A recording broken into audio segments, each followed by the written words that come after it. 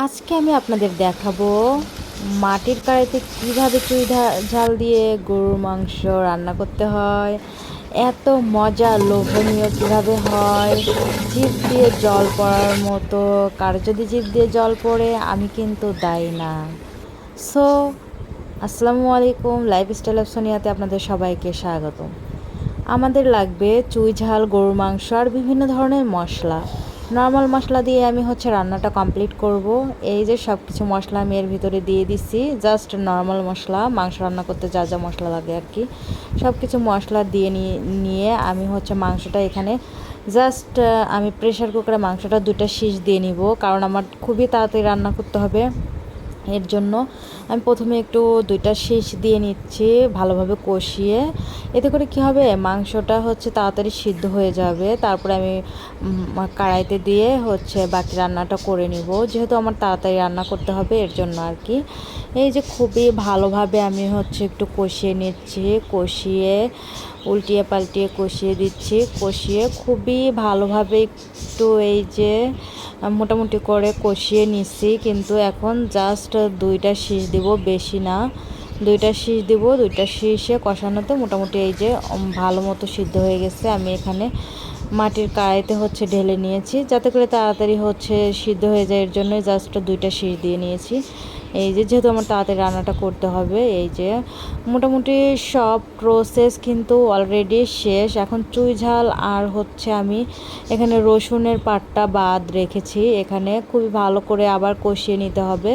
কষিয়ে নেওয়ার পরে আমি এর ভিতরে বাকি চুই ঝাল এবং এই যে চুই ঝালগুলো দিয়ে দিলাম। আমি এরকম করে কেটে কেটে নিয়েছি। আপনারা চাইলে আরও চিকন করতে পারেন বা আরও মোটা করতে পারেন, আপনাদের ইচ্ছা মতো। চুই ঝাল একটা ঝাল ঝাল মানে ঝাল, অনেক ঝাল লাগে আর কি, মোটামুটি ঝাল লাগে।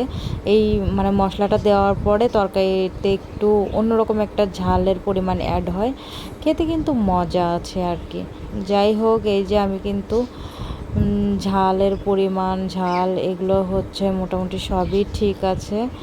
এই যে চুই ঝালটা দিয়ে দেওয়ার পরে ভালো মতো কিন্তু 10-15 মিনিটের মতো রান্না করে নিয়েছি। এই যে রান্না করার পরে এইরকম সেদ্ধ হয়ে আসতেছে আর কি চুই ঝালটা। এরপরে আমি এখানে রসুন দিয়ে দিব।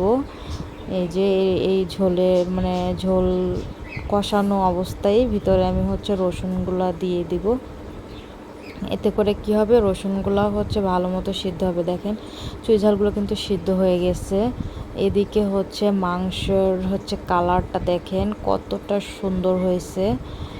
এই তো মাশাআল্লাহ, কালারটা অনেক সুন্দর হয়ে গেছে, অনেক কিন্তু মজা লাগে এটা। কে কে খেয়েছেন অবশ্যই কমেন্ট করে জানাবেন, কে কে এই মাংসটা খেয়েছেন। চুই ঝাল এবং রসুন দিয়ে মাংস কে খেয়েছেন অবশ্যই কমেন্ট করে জানাবেন। আমার কাছে কিন্তু এটা খুবই ভালো লাগে। এর 2 পিস মাংস দিয়ে পুরো 2 প্লেট ভাত খেয়ে ফেলা সম্ভব। দেখেন কতটা লোভনীয় হয়েছে আর কি। যাই হোক, এই যে মোটামুটি কিন্তু শেষের দিকে আমি কষানোর শেষের দিকে রসুনগুলো দিয়ে দিলাম, দিয়ে ভালো দেখেন এখনই কিন্তু তুলে নিয়ে খাওয়া যাবে, যেহেতু এটা কষানো কষানোর পরে আমি আরেকটু ঝোল দিব, ঝোল দিয়ে জাস্ট লাস্টে নামিয়ে নিব আর কি। এই যে রসুনটা যাতে সিদ্ধ হয় আর কি, এর জন্য খুব ভালো মতো আমি আর একটু রসুন দিয়ে কষিয়ে তারপরে ঝোলটা দিয়ে দিব। এই যে দেশি রসুন, সেই মজা লাগবে যে আমি একটু ঝোল দিয়ে দিয়েছি।